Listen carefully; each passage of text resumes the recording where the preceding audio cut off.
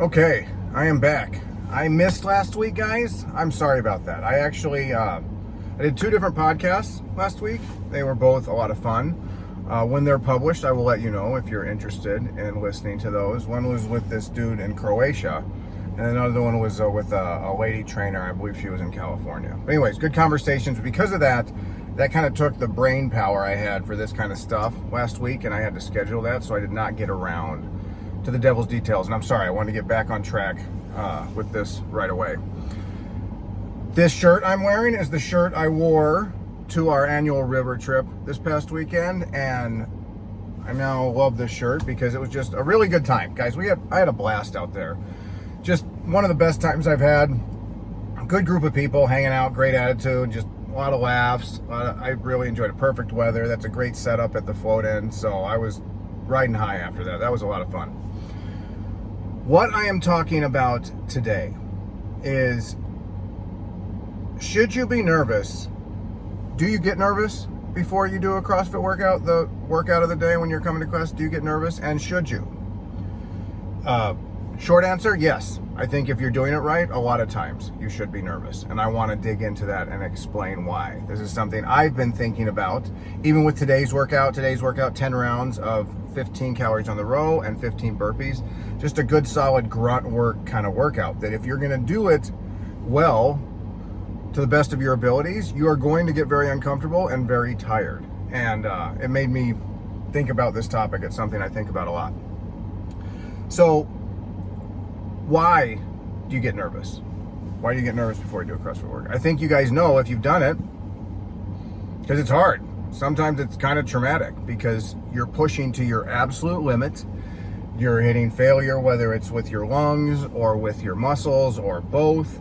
And, you know, CrossFitters talk about going to that dark place, but it is something that is very like, do I have the resolve and the will to do it today? And sometimes we don't know. We're not sure. I have been doing this for a long time, and I'm still. Some days you're like, I don't know. We're going to see how this plays out when I get to that moment of that kind of level of uncomfortability. And let me back up and use a story on this. In my summers in college, I worked up in the Upper Peninsula of Michigan as a backpack guide, and our main camp was on this big lake. There were camps on multiple sides of a lake. I was running a camp on the far side of the lake in this particular summer. And I was out in the motorboat. I was helping get canoes across the lake that had kind of been swamped because it was a storm. There was a storm. And the motorboat I was in ended up sinking out in the middle of the lake. I had swum across this lake that summer, but this was in a storm, cold. I had on flannel, boots, jeans, all that kind of stuff. And I basically almost drowned. I was out there for a long time. Once I realized I was in trouble, I started to swim to land and I wasn't getting anywhere because of the storm. And then I started to realize how heavy everything was on me, and I started stripping off my clothes. By that time, I was very fatigued. And I was treading water, and I was going under and under for longer each time. And I knew, like, I was like, I am not going to go easy. I am not going to just give up. I am going to go until I physically can't fight this anymore. And there was a close call there. I was going under, and I vaguely remember I was sinking, and I see the bottom of a rowboat up above me. And I didn't think I had the power to get up there, and I'm trying to kind of get up, and a guy jumps in and grabs me. And they pulled me. They couldn't get me into the boat. They just kind of held me on the side of the boat and rowboated back into shore. And I had to be resuscitated from that day. So pretty close to, I wouldn't have been able to write all these wonderful workouts I write for you guys. But I say that with the fact that I went right back to work the next day, guiding. There was a lot of water on my lung because I was puking for days. I wasn't telling anybody, but we'd be on a hiking trip and I'd be like, guys, I'm going to go take a pee. And I'd go behind a tree and just puke my guts out. I couldn't eat anything, whatever.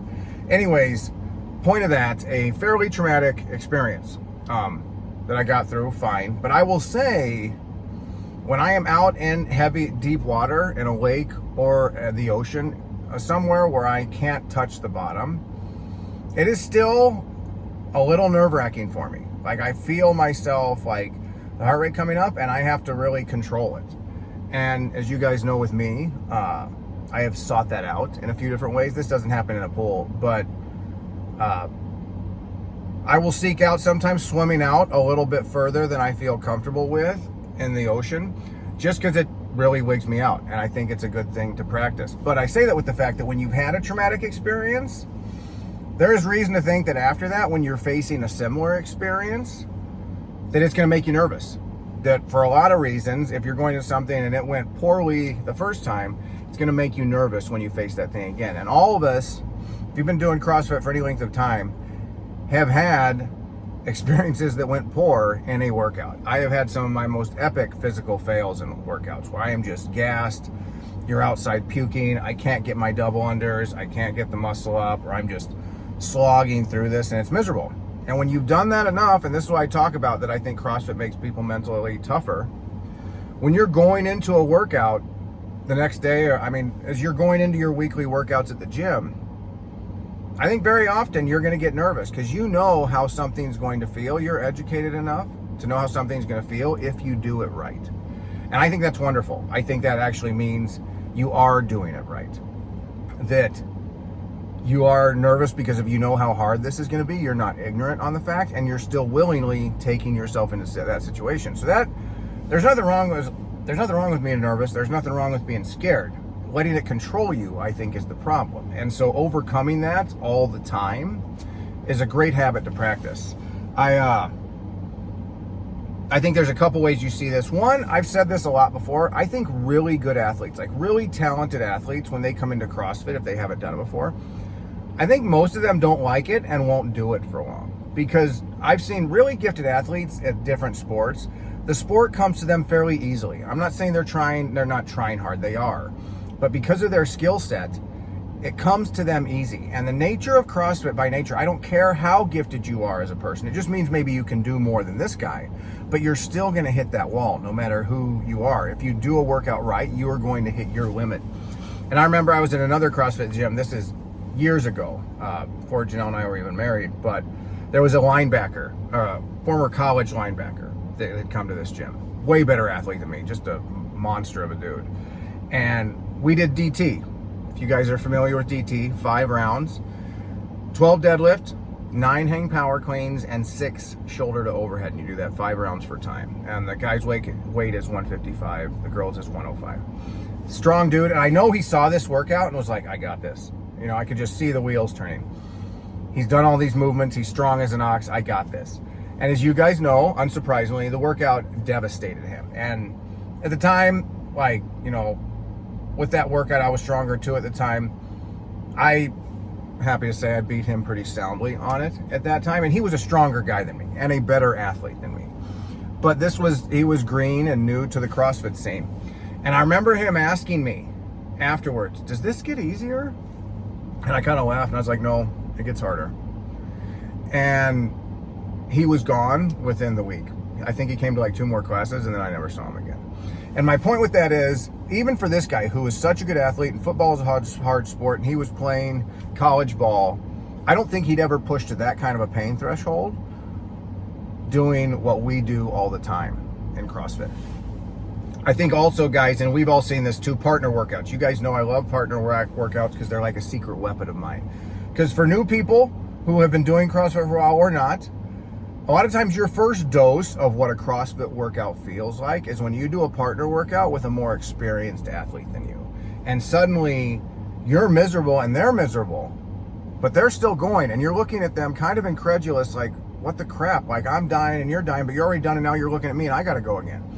And because of the nature of you don't want to slow that person down, you push harder than you ever have before.